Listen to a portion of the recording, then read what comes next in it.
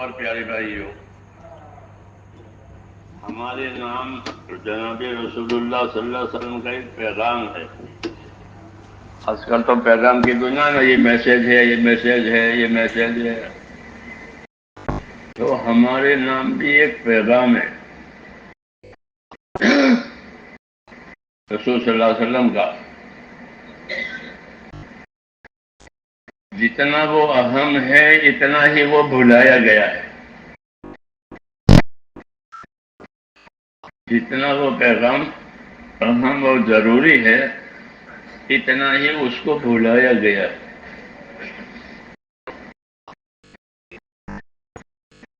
تو ہم کو پیغام دیا ہے اور قیامت تک یہ پیغام چلے گا، کیونکہ پیغمبر ہے، اب پیغام دے کے چلے گئے۔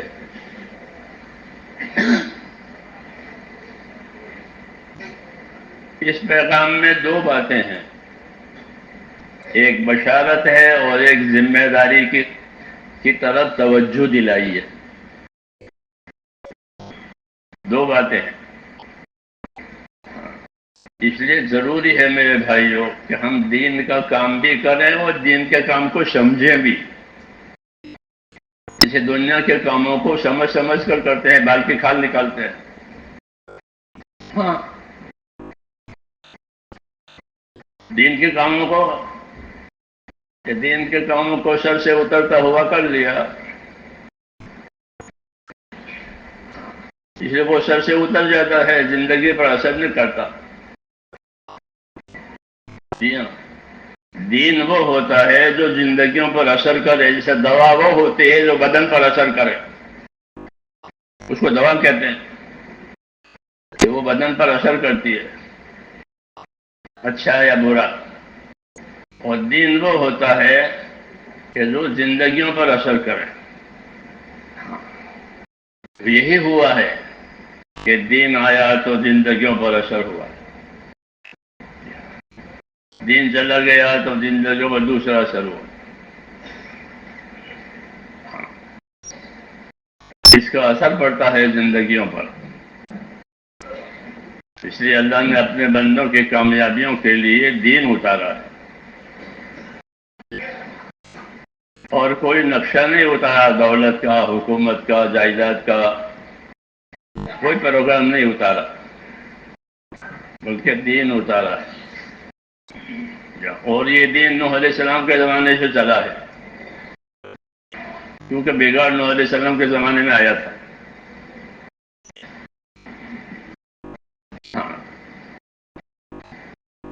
شرع لکم من الدین ما وصی بہ نوح، تم کو اسی دن کی وصیت کی جا رہی ہے جس کی وصیت نوح علیہ السلام کے زمانے میں کی گئی تھی۔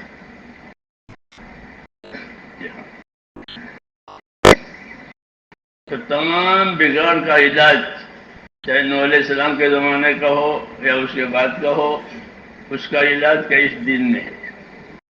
اس لیے کہا شرع لکم من الدین ما وصی بہ نوح، تمہارے لیے وہ دین جاری کیا ہے جس کی تاکید اور وصیت نوح سے کی گئی تھی۔ تو میرے بھائیو، دین وہ ہوتا ہے جو زندگیوں پر اثر کرتا ہے کہ زندگیوں میں امانت داری کیا چیز ہے، بے ایمانی کیا چیز ہے، خدا کا خوف کیا چیز ہے، انصاف کیا چیز ہے۔ یہ پیدا کرنے کے لیے دین آیا،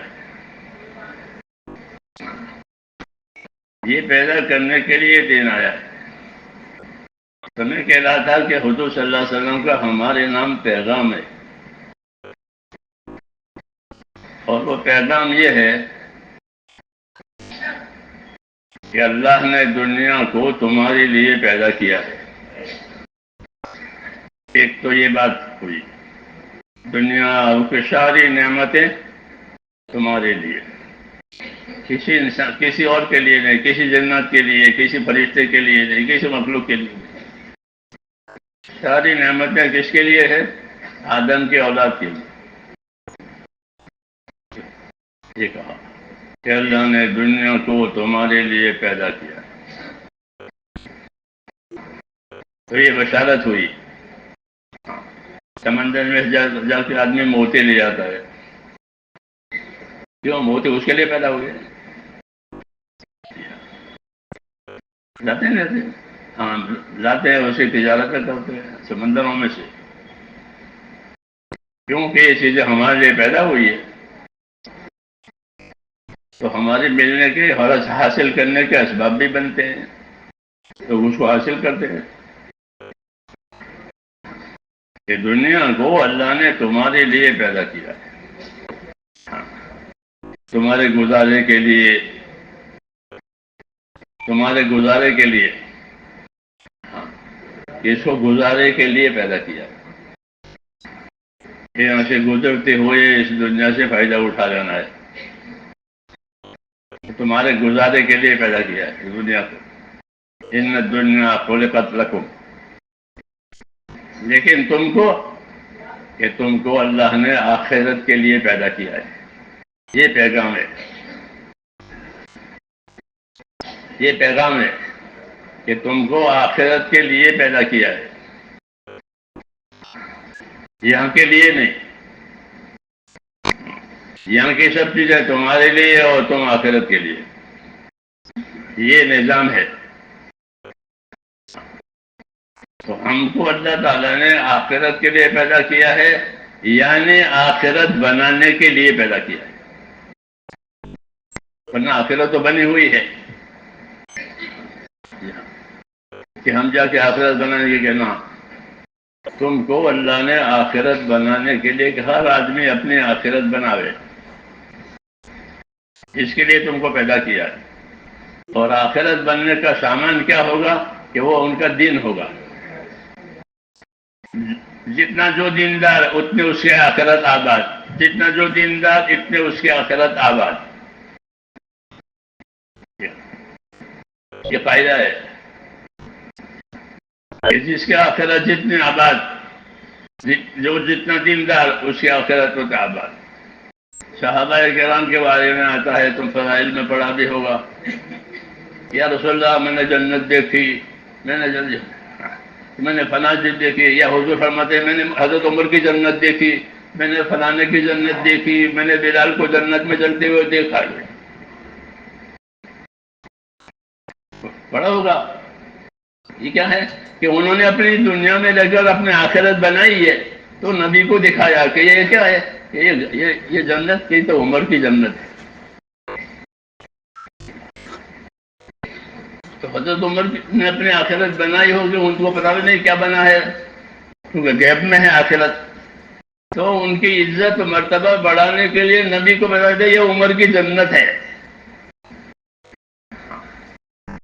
فرمایا میں نے ارادہ کیا کہ جا کے دیکھوں اللہ نے عمر کی جنت کیسی بنائی ہے. پھر مجھے تمہاری غیرت یاد آئی کہ ہمارے گھر میں بغیر پوچھے کیوں چلے گئے.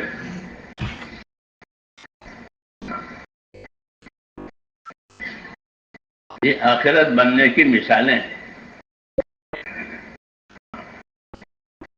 تو یہی بات حضور رہبری کر رہے ہیں، ان الدنیا خلقت لکم وانکم خلقتم للآخرہ.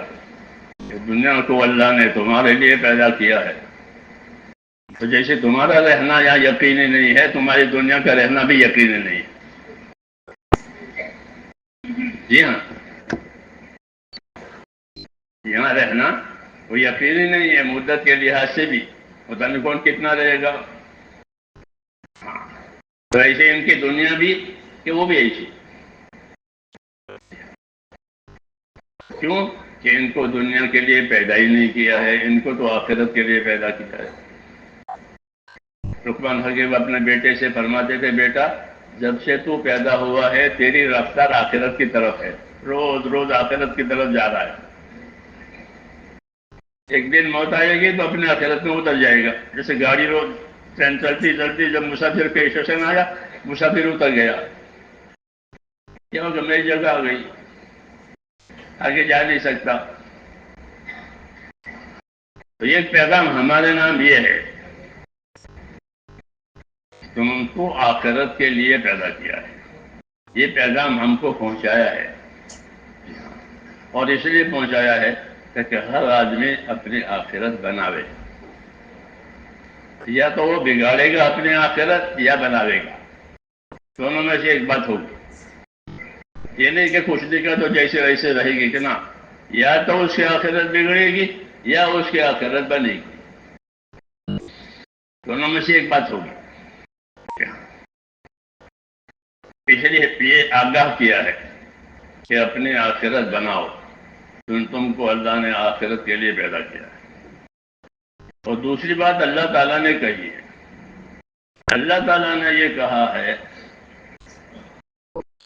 کہ میں نے تم کو دنیا دی ہے، مال دیا ہے، اولاد دی ہے، تندرستی دی ہے، بہت چیزیں دی ہے، کہ میں نے تم کو دنیا دی ہے تو تم اپنی دنیا سے آخرت بناؤ، تم اپنی دنیا سے آخرت بناؤ۔ جیسے مال سے مختلف شکلیں بناتے ہو اپنے راحت کی، اپنی سہولت کی، ہاں ایسے ہی اپنی دنیا سے اپنی آخرت بناؤ۔ وابتغِ فیما آتاک اللہ الدار الآخرہ ولا تنس نصیبک من الدنیا، کہ اپنی دنیا سے جو تم کو ملی ہے اس سے اپنی آخرت بناؤ، اپنا حصہ مت بھول جاؤ۔ آخرت بنانا بھول گیا تو اب کوئی اس کی آخرت نہیں بنائے گا۔ بعد والے جو ہیں اس کے پیچھے والے وہ اس کو بھول جاتے ہیں۔ جب میت کو دفن کر دیا جاتا ہے اور مٹی مٹی سب پڑ گئی اور لوگ واپس جاتے ہیں تو ایک فرشتہ ہوتا ہے، وہ مٹی قبر کی لے کر کے دفن کرنے والوں پر یوں آتا ہے، جاؤ جاؤ اس کو بھول جانا۔ جی ہاں، تو وہ تمام رشتے دار، تمام تعلق والے سب اس کو بھول جاتے ہیں۔ یعنی بھول جانے کا مطلب یہ نہیں ہے کہ اس کو بھول گئے، بلکہ اس کی کیا مصلحت ہے، اس کی کیا ضرورت ہے، کچھ نہیں۔ ویسے تو یاد ہو کہ میرے والد فلاں سال مر گئے تھے، وہ تو یاد رہتا ہے، لیکن اس کی کیا مصلحت ہے، اس کی کیا ضرورت ہے، اس کو کوئی سوچتا نہیں ہے کہ جاؤ اس کو بھول جانا، وہ بھول جاتے ہیں۔ اس لیے حضور صلی اللہ علیہ وسلم آخرت کی طرف توجہ دلا رہے ہیں۔ تبلیغ اسی کا نام ہے، تبلیغ چلوں کا نام نہیں ہے، تبلیغ پھرنے کا نام نہیں ہے۔ جی ہاں، یہ تو اسے ایک شکل ہے، ایک شکل ہے عملی۔ ہاں، پھر تبلیغ سے کیا مراد ہے؟ کہ تبلیغ سے ایک مراد تو یہ ہے کہ اللہ سے تعلق پیدا ہو جائے، سب سے پہلی بات کہ ان کا تعلق اپنے اللہ سے ہو جائے، کیونکہ اللہ نے ایمان والوں کی شان یہ بتائی ہے کہ ایمان والوں کو اپنے اللہ سے سب سے زیادہ محبت ہے۔ یہ کہا ہے والذین آمنوا اشد حبا للہ، کہ جو ایمان والے ہیں ان کو تو اللہ سے بہت محبت ہے، یہ بتایا ہے، یہ بتایا ہے۔ اب کوئی نہیں جانتا کہ کس کے دل میں اللہ کی کتنی محبت ہے، یہ تو اپنی اپنی بات ہے، اپنی اپنی بات ہے، اس کی اور خدا کے درمیان کی بات ہے۔ عام طور پر بتایا کہ ایمان والوں کو اللہ سے بہت محبت ہے۔ میں کہا دنیا کو اللہ تعالیٰ نے اس لیے پیدا کیا ہے کہ ایک تو دنیا میں رہ کر اپنے اللہ سے تعلق پیدا کرے، کیونکہ اللہ کے سوا کوئی اس کا کام بنانے والا نہیں ہے، کوئی اس کا کام نہیں بنائے گا جب تک اللہ نہیں چاہے گا، کوئی اس کی تکلیف دور نہیں کرے گا جب تک اللہ نہیں چاہے گا۔ ہاں، جب اللہ چاہیں گے تب اس کے اسباب پیدا ہو جائیں گے، کیوں کہ سارے مسائل اللہ نے اپنے ہاتھ میں رکھے، ساری کنجیاں اس کے ہاتھ میں ہے، سارے خزانے اس کے ہاتھ میں ہے۔ یہ بتایا کہ کسی کے ہاتھ میں یہ کچھ نہیں، وہ دھوکے میں ہے کہ میرے پاس یہ ہے، میرے پاس یہ ہے، میرے پاس یہ ہے، کہ وہ دھوکے میں ہے۔ اس کائنات میں وہ ہوگا جو اللہ چاہے گا۔ جی ہاں، اس لیے ہم کو حکم ہے کہ کسی سے مت ڈرو، کسی سے مت ڈرو، ہوگا وہ جو اللہ چاہے گا۔ کسی سے لالچ مت رکھو، ملے گا وہ جو اللہ دے گا۔ کسی سے مت لالچ رکھو، اور جب تک اللہ نہیں چاہے گا کوئی نہیں دے گا۔ یہ تعلیم ہے۔ اور جب مانگنا ہو کہ اللہ سے مانگا کرو، یہ کہو کہ مدد لینی ہے تو اللہ سے مدد لیا کرو۔ عزستان تفستان باللہ، مدد لینی ہے اپنے اللہ سے مدد لے، وہی اصل میں مدد دینے والا ہے۔ اس کی مدد ہے، اس کی مدد نہیں ہے تو کچھ نہیں ہے۔ یہ سبق ہے ہمارا۔ یہ کیا ہے؟ یہ ہمارا سبق ہے۔ جب یہ سبق یاد ہو جائے گا تو حالات ٹھیک ہو جائیں گے کہ میرا اللہ سے تعلق ہے، میرا مسئلہ اللہ سے ہے، اللہ راضی ہے تو سب کچھ ہے، اللہ ناراض ہے تو کچھ نہیں ہے۔ حضور صلی اللہ علیہ وسلم جب مدینے تشریف لے گئے تو وہاں آپ کا پہلا بیان ہوا تھا۔ مدینے میں پہنچنے پر لوگ استقبال میں پہلے سے تیار تھے، تو خبر پہنچ گئی تھی کہ آپ کی ہجرت ہو رہی ہے، تو لوگ استقبال کے لیے اور انتظار میں اشتیاق میں تھے۔ تو وہاں پہلا ایک سبق پڑھایا لوگوں کو، آپ صلی اللہ علیہ وسلم نے پہلا خطبہ دیا۔ جی ہاں، اس پہلے خطبے میں جو ایک بنیادی اور اہم بات تھی وہ کیا تھی؟ کہ وہ اہم بات یہ تھی، اس میں یہ فرمایا کہ من اصلح ما بینہ و بین اللہ اصلح اللہ ما بینہ و بین خلقہ۔ یہ اہم بات تھی، کیونکہ مدینے میں بہت حالات تھے، لوگ دشمنیاں بھی تھی، سب کچھ تھا، سب کچھ تھا۔ آپس میں عداوتیں چل رہی تھی برسوں سے، تنگی بھی تھی، محتاجی بھی تھی، اور سب کچھ تھا، فساد ہی فساد تھا۔ حالات تنگ تھے، آب و ہوا بھی اچھی نہیں تھی مدینے کی آپ کے جانے سے پہلے۔ خاص قسم کا بخار مدینے کا ہی تھا، تو ملکوں میں بخار ہوتا ہے نا، تو وہ ایسا ایک بخار مدینے کا بھی تھا۔ وبا بھی تھی مدینہ میں، بیماری وہ بھی تھی، حالات بھی اچھے نہیں تھے، مالی حالات بھی بہت برے تھے۔ ہاں، تو لوگ مختلف مصیبتوں میں تھے، تو وہ بیان آپ کا ہوا باقاعدہ۔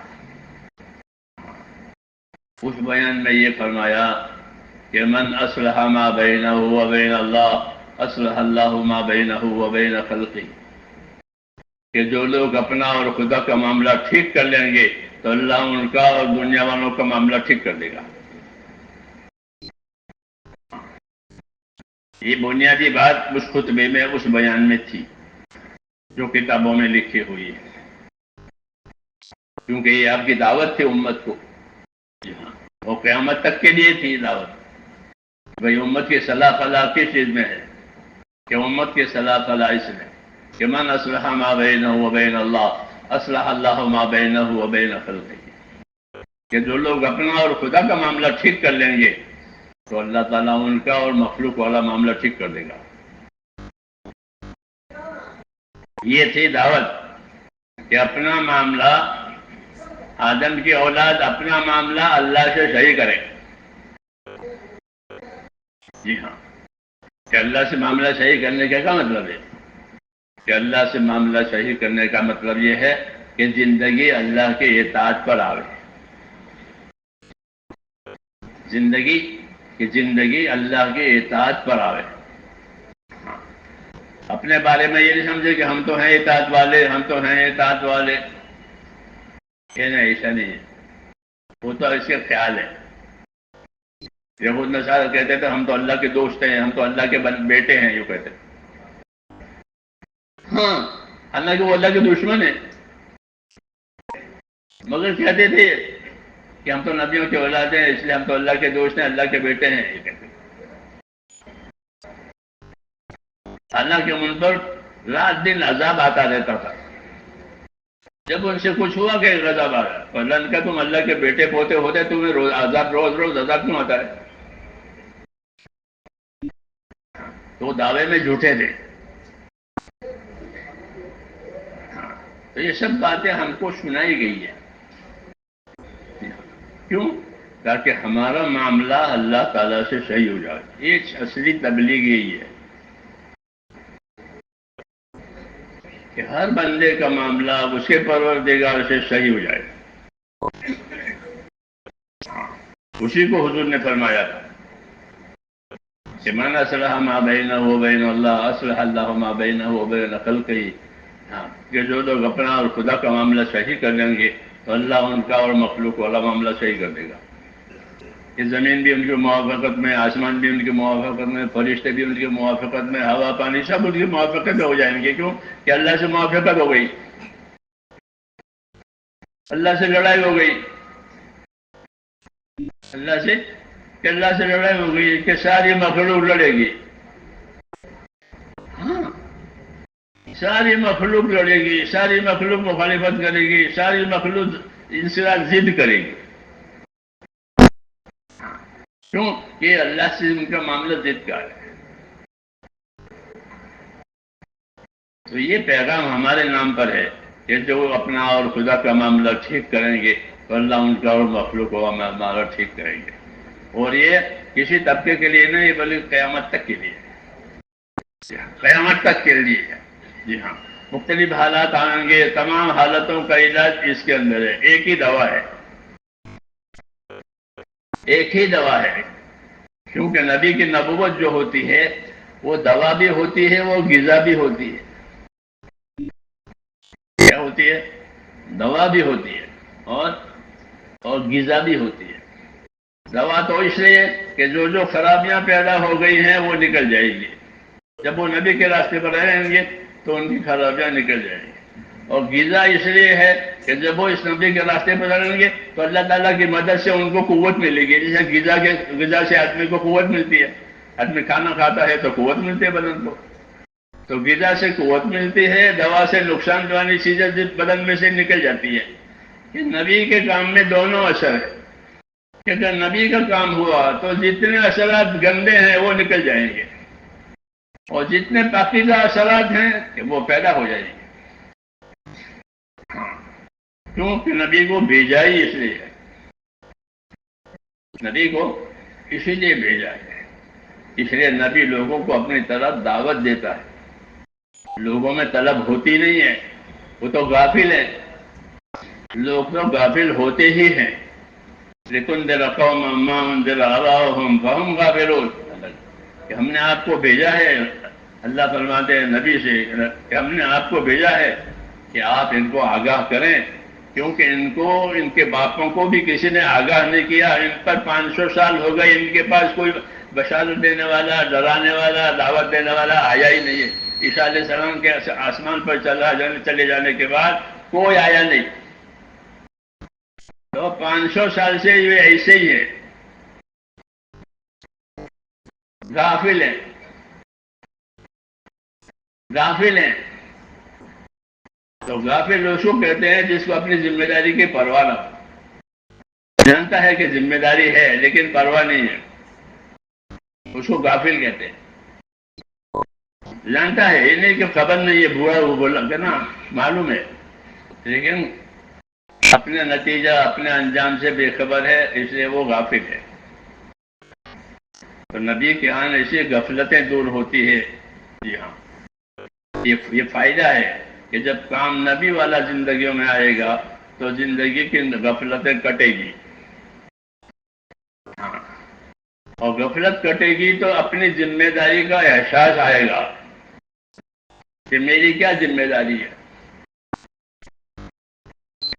میری کیا ذمہ داری ہے. یہ بات نہیں ہوتی تو اس کو اپنی ذمہ داری کا احساس نہیں ہوتا، اس کو اپنی خواہشوں کی فکر ہوتی ہے. کبھی بھی خواہشیں پوری ہو جائے، مال مرتبہ مل جائے، یہی دو چیزیں ہوتی ہیں. مال ملے، مرتبہ ملے، مال ملے، مرتبہ ملے. اسی کا جھگڑا ہے دنیا میں، اسی کے جھگڑے ہیں.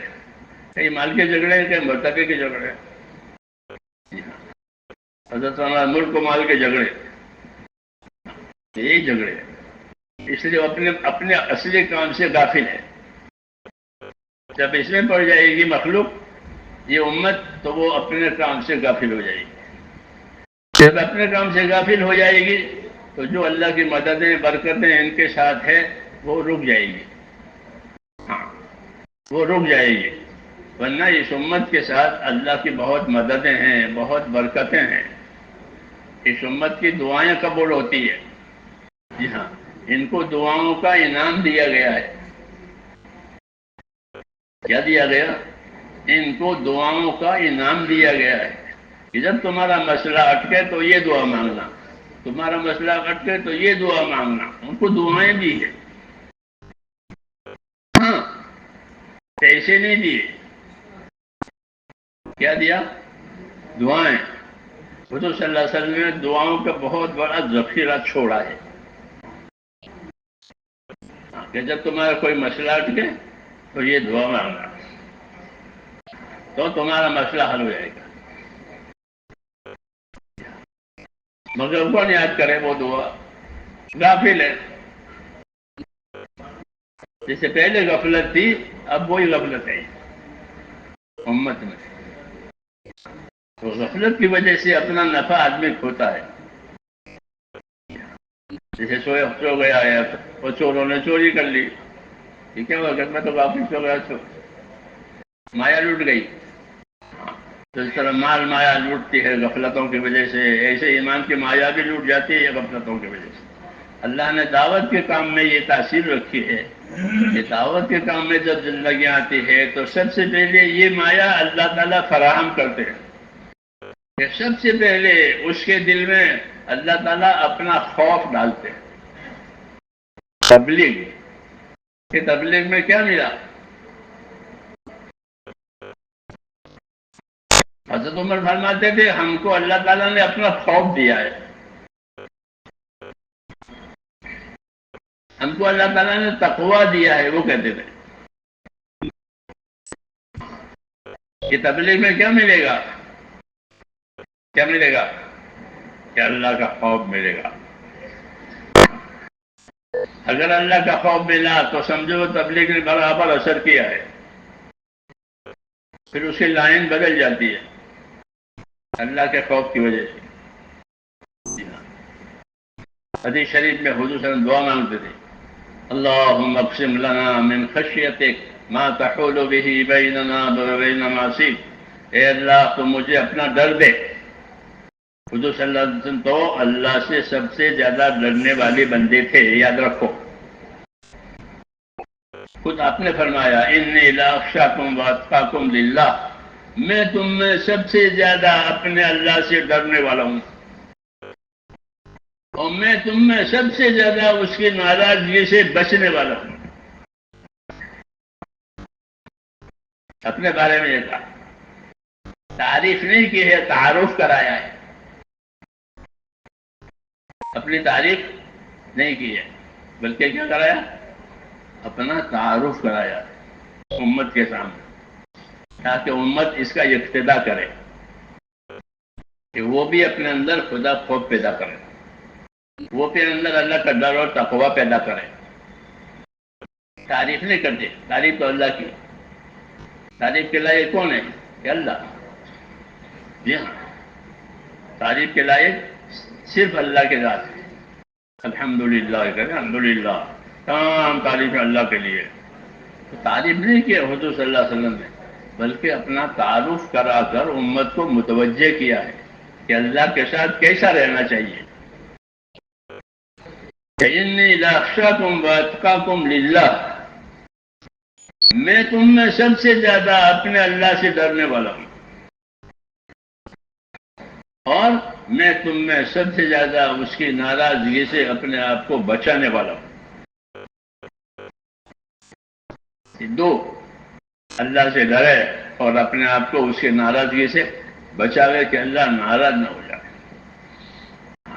یہ دعوت ہے۔ یہ کیا ہے؟ دعوت صرف چلت پھرت کی نہیں ہے، اپنے اندر کچھ پیدا کرنے کی دعوت ہے۔ خالی چلت پھرت سے کیا ہوگا؟ ہنڈیا میں ڈوئی چلا ہوئے، نہ اندر مال ہے، نہ مسالہ، نہ تیل، نہ اور ڈوئی سا ہے اندر. تو اس سے کوئی پکوان پکے گا کہ ہنڈیا میں ڈوئی چلائی جو؟ نہ پکوان پکے گا، نہ پیٹ بھرے گا، نہ کچھ نہیں ہوگا. کیا ڈوئی چلا رہے؟ اس لیے حضور صلی اللہ علیہ وسلم نے ایسا نہیں کہا کہ تم خالی پھرو، نہ دانا ہے نہ آٹا ہے اور چکی چل رہی ہے، تو کیا ہوگا؟ تو پیٹ بھرے گا، بچے بھوکے رہیں گے. بلکہ ہم کو ایمان کے ساتھ حرکت کرنے کی دعوت دی ہے. اس کے ساتھ ایمان کے ساتھ حرکت کرو.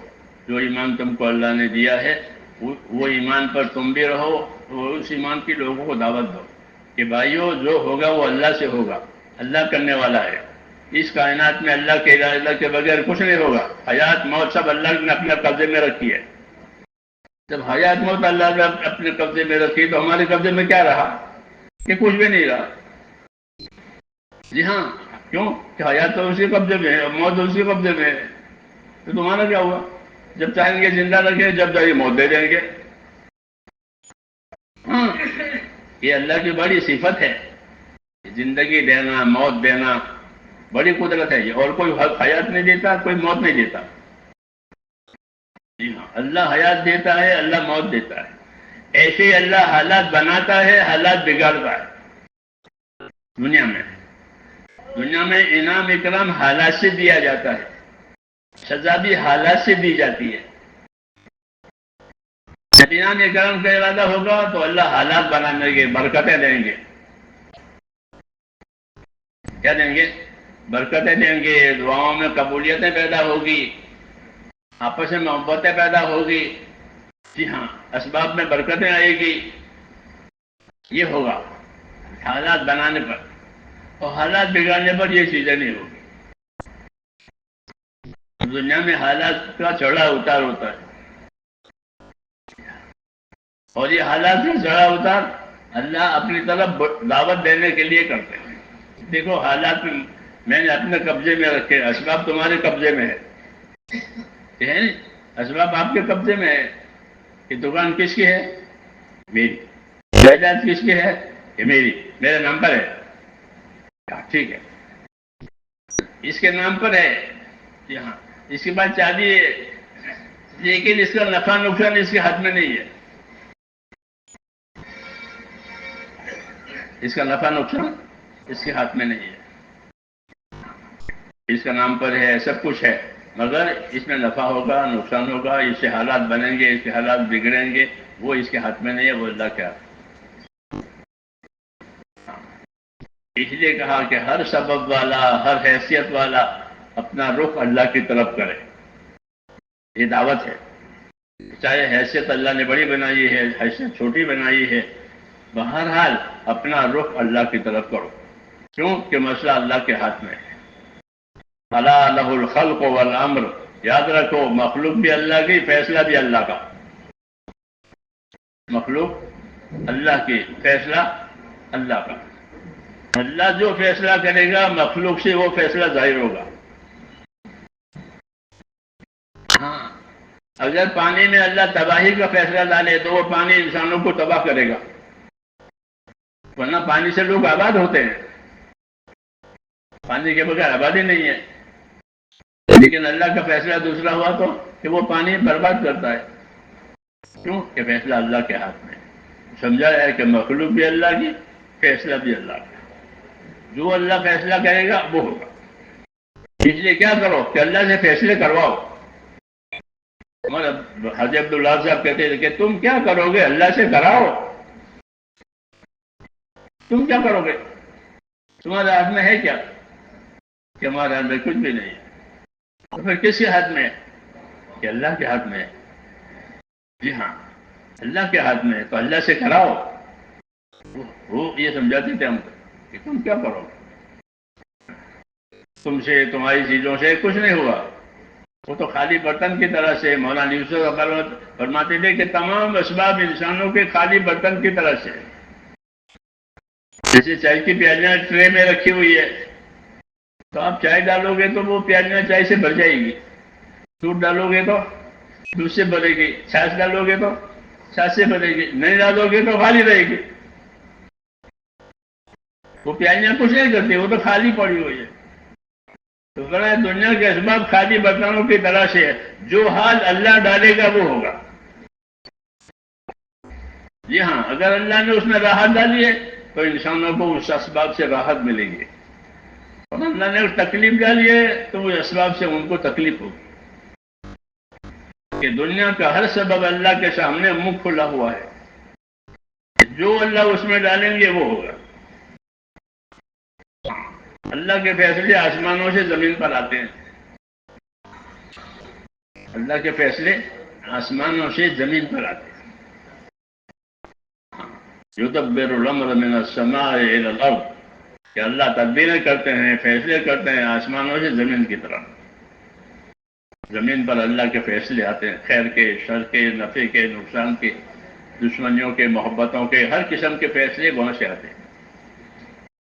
جی ہاں، اللہ ہی فیصلہ کرنے والا ہے.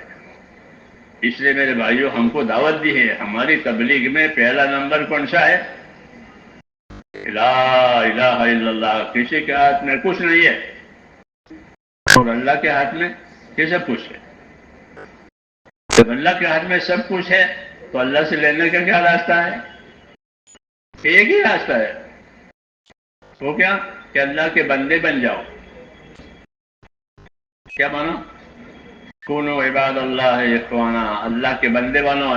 مدینے والوں میں حضور نے جا کر یہ دعوت دی کہ اللہ کے بندے بنو اور آپس کے بھائی بنو. یہ دعوت دی، کونو عباد اللہ اخوانا، اللہ کے بندے بنو، یعنی اللہ کے اطاعت پوری طرح کرو، اور آپس کے بھائی بنو. کیونکہ ورنہ لڑائی ہوتی، مشہور تھی دو قبیلوں کی جنگ، تاریخی جنگ ہے وہ. اس کو ختم کرو، اس کو ختم کرو، اللہ کے بندے بنو، یعنی اللہ کے اطاعت پر آؤ. دنیا میں اللہ نے اپنے اطاعت کا معاملہ رکھا ہے بندوں کے ساتھ کہ لوگ میری اطاعت سے زندگی گزاریں. نبی آتا ہے اطاعت کرانے کے لیے.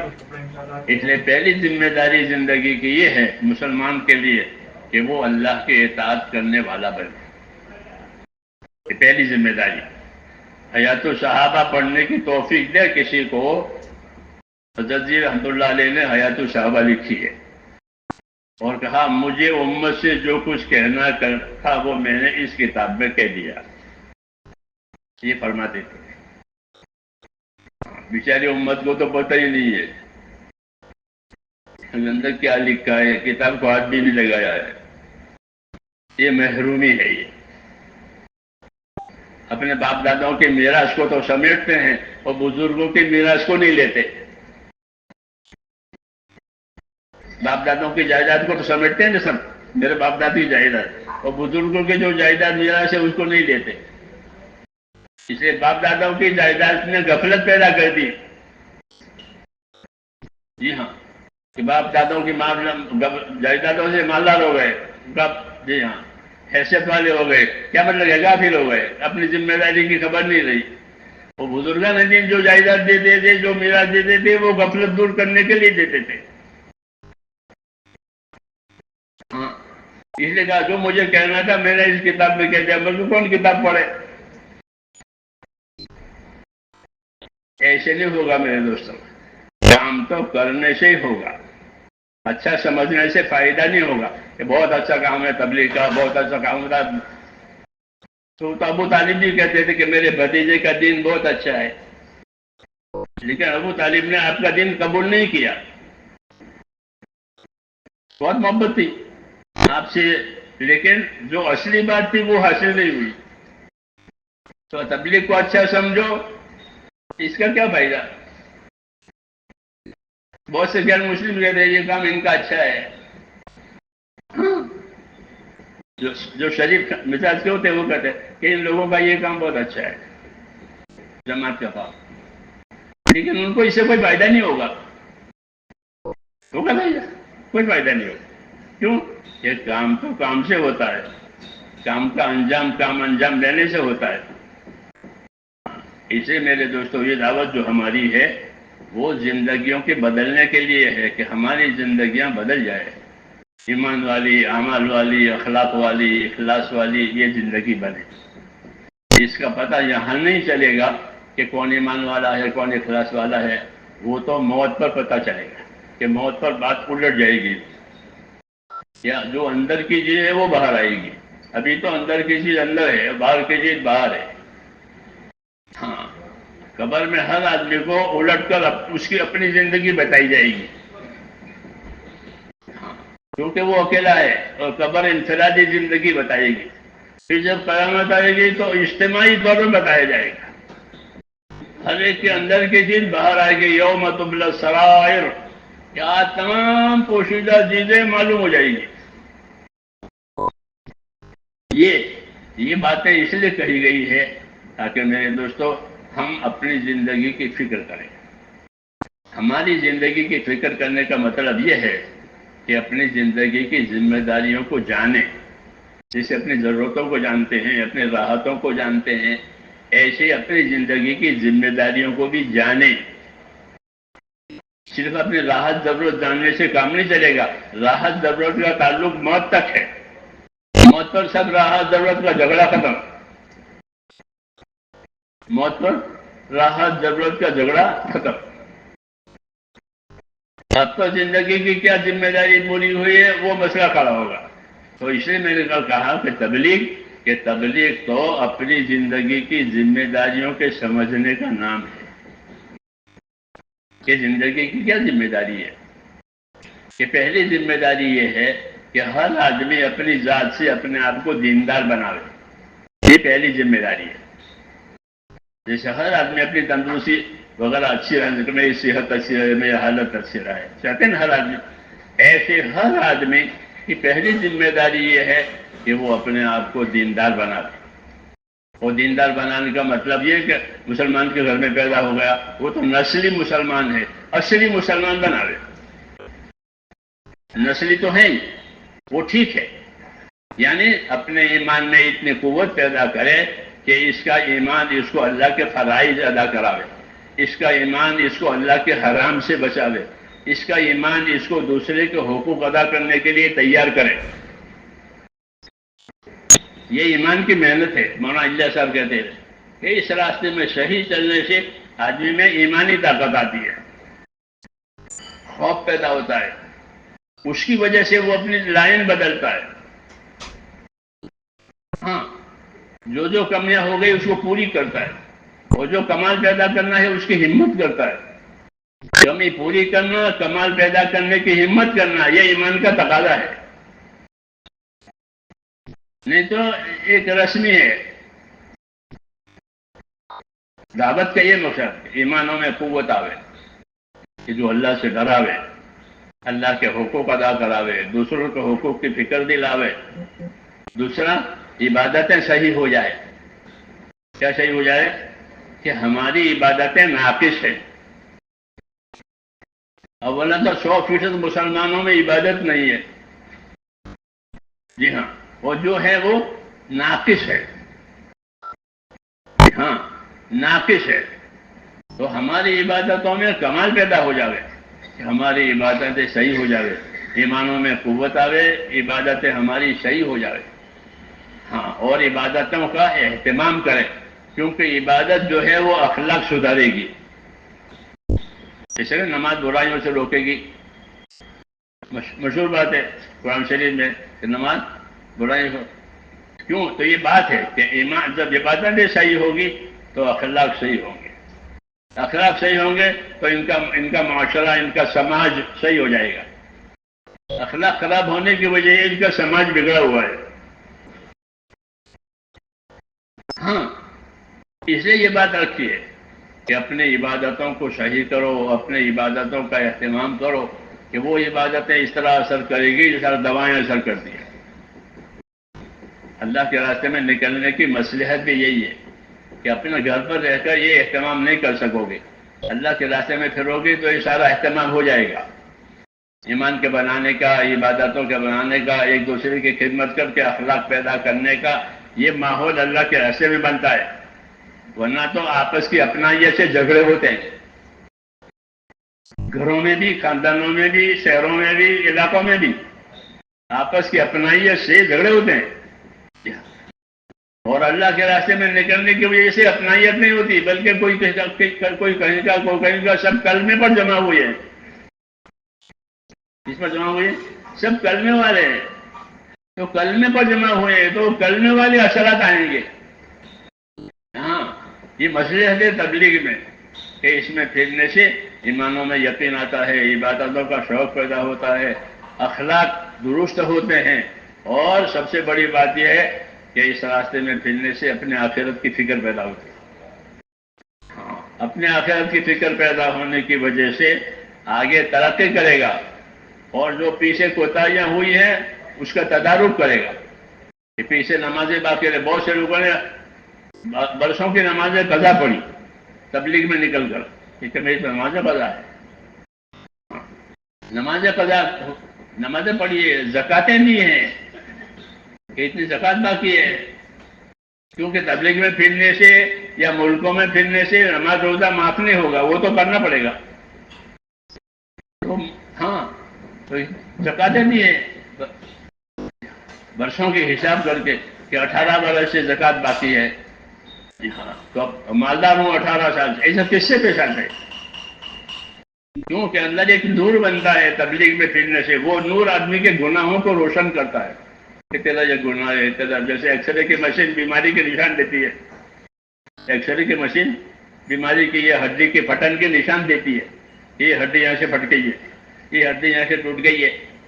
ایسے ہی اس راستے میں پھرنے سے ایک روشنی پڑتی ہے دلوں پر، تو وہ گناہوں کی طرف بتا کہ تیرا یہ گناہ ہے، تیرا یہ گناہ ہے اپنا.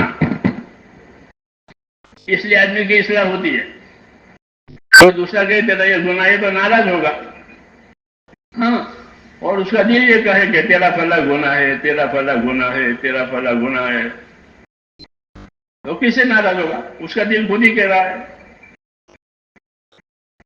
تو وہ ملامت کرے گا اپنے آپ کو. ہاں، کہ تیری اتنی نمازیں باقی ہیں، تو نے فلانے کا حق دبایا ہے، وغیرہ وغیرہ. وہ اندر کھلتا ہے، وہ چھپتا ہے اندر. جب ایمان روشن ہوتا ہے تو گناہ چھپتے ہیں. ہاں، اس لیے وہ اپنے گناہوں کا علاج کرتا ہے. تو یوں اصلاح کی شکل بنتی ہے، اس کی اپنی اصلاح کی شکل بنتی ہے، کوئی جانتا نہیں ہے. اپنی اصلاح کی شکل بنتی ہے. والذین جاہدوا فینا لنہدینہم سبلنا، یہ بشارت ہے کہ جو اللہ کے راستے کی محنت کریں گے، اللہ فرماتے ہیں ہم ان کو جنت کے اعمال کی طرف رہبری کریں گے، کہ وہ جنت کے اعمال کرے گا. ہاں، لائن بدل جائے گی. یہ بشارت ہے کہ جو ہمارے راستے کی محنت کریں گے ہم ان کو جنت کے اعمال کی طرف رہبری کریں گے. وہ اعمال کرے گا کہ جسے یہ جنت میں جا رہے ہیں. یہ بشارت ہے. اس لیے ہم کو حکم ہے کہ اللہ کے دین کا کام کرو، اللہ کے دین کی محنت کرو. حدیث میں ہے کہ اللہ کے دین کی محنت کرو، کہ اللہ کے دین کی محنت جنت کے دروازوں میں سے ایک دروازہ ہے. کہ محنت پر پڑ گیا کہ دروازے پر پہنچ گیا، کہ جنت کے دروازوں میں سے ایک دروازہ ہے. دوسری بات یہ فرمائی کہ محنت کرو گے تو اللہ تمہاری پریشانیوں کو اٹھا لے گا. اس جنت کے دروازے پر پہنچ جاؤ گے اور اللہ تمہاری پریشانیوں کو اٹھا لے گا. یہ بشارتیں ہیں. اس لیے میرے بھائیوں، کام تو کرنے سے ہوگا نا، یا سننے سے ہوگا؟ کہ ڈاکٹر کی بات سن لی تو ہو گیا تندرست، ایسا ہوتا ہے؟ نہیں ہوتا. کہ سننا تو سمجھنے کے لیے ہے، وہ سمجھنا کرنے کے لیے ہے. سننا سمجھنے کے لیے، وہ سمجھنا کرنے کے لیے. تو الحمدللہ اللہ تعالیٰ نے سود دی ہے، سمجھ دی ہے، سمجھ میں آ رہا ہے. اب کرنا باقی رہ گیا، تو اپنے آپ کو اس کے کرنے کے لیے تیار کرنا ہے. ہاں، جیسے علاج کے لیے تیار ہو جاتے ہیں، ملکوں میں کمانے کے لیے جانے کے لیے تیار ہو جاتے ہیں، ہوتے نہیں؟ جی ہاں، کمانا ہے اور فلاں ملک میں ہے موقع تو وہاں چلے جائیں. کیوں؟ کمانے کا موقع. تو جس طرح اپنی مولانا علیہ سے بھی کہتے ہیں کہ جس طرح اپنی ضرورتوں کے لیے حرکت کرتے ہو اپنے دین کے لیے حرکت کرو. اپنی ضرورتوں کے لیے تدبیریں کرتے ہو اللہ کے دین کے کاموں کے لیے تدبیر کرو. یہ نہیں کہ ہاتھ پر ہاتھ ڈال کے بیٹھے کبھی حالات ہمارے اچھے نہیں ہیں. کہ دنیا کے کام میں حالات اچھے نہیں ہوتے ہیں تو آدمی تدبیر کرتا ہے, اپنے حالات بناتا ہے. جی ہاں, اپنے حالات بناتا ہے. ہمارے ایک ساتھی تھے تو ان کو سعودیہ جانے کا شوق ہوا کافی سال پہلے کے بعد. اب کچھ ہے نہیں, اور وہاں سے ویزا بھی آ گیا, کسی نے ویزا بھی لے کے جب جلدی چلے آؤ, اب کچھ ہے نہیں. تو اس نے اپنا رہائشی گھر بیچ دیا. غریب تو پہلے سے تھا, رہائشی گھر وہ بیچ دیا. بچوں کا کہ بچوں کو کرائے پر رکھیں, میں جا رہا ہوں میں کماؤں گا. وہ پتہ نہیں کماتا ہے نہیں کماتا ہے. یہ کیا مطلب ہے کہ جب ایک معاملہ آیا تو تدبیر کر دی, جانے کے لیے تدبیر کے گھر بیچ دیا. ہم تو نہیں کہتے تبلیغ میں گھر بیچو, کہتے یہ زمین ہمارا حضرت رحمۃ اللہ علیہ تو یہ بھی مان لیا کوئی آدمی زمین بیچ کے تبلیغ میں نہیں جا رہے. ہمارے گاؤں میں ایک آدمی نے گھر بیچا تو وہ زمین بیچی, پھر حضرت کو کارگزاری لکھی کہ میں نے کھیت بیچا ہے اور فلاں ملک میں. حضرت نے فرمایا کہ زمین بیچنا بغیر مشورے کے نہیں ہونا چاہیے. تو ہمارے بزرگوں کو تو ہمارا اتنا خیال ہے کہ زمین جائیداد بیچ کے جائے گا پتہ نہیں کامیاب ہوگا نہیں ہوگا. ہم تو درمیانی چال چلانے کے لیے کہتے ہیں, مگر چلنا ضروری ہے. چلنا تو ضروری ہے. جو چلے گا وہ منزل پر پہنچے گا, جو نہیں چلے گا وہ کیسے منزل پہنچے گا. تو ہم کو حضور صلی اللہ علیہ وسلم نے اپنے دین ایمان کو پھیلانے کے لیے, اپنی زندگیوں کو صحیح رخ پر لانے کے لیے حرکت دی ہے.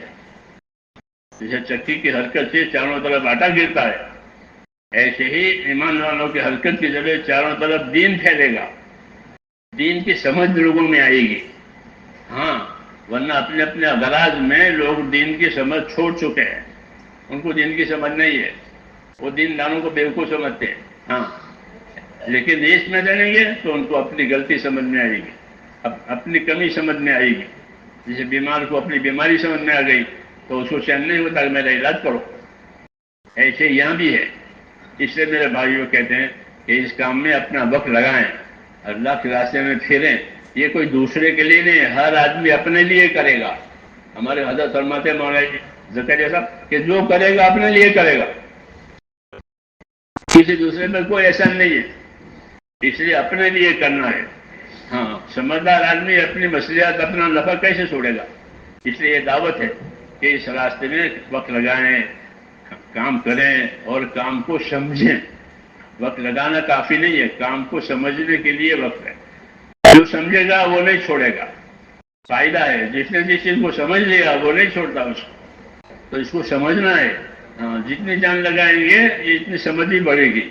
اس لیے اس کام میں سب سے پہلے تو اپنی جان لگانی ہے. اب بتاؤ اس کے لیے کون تیار ہے.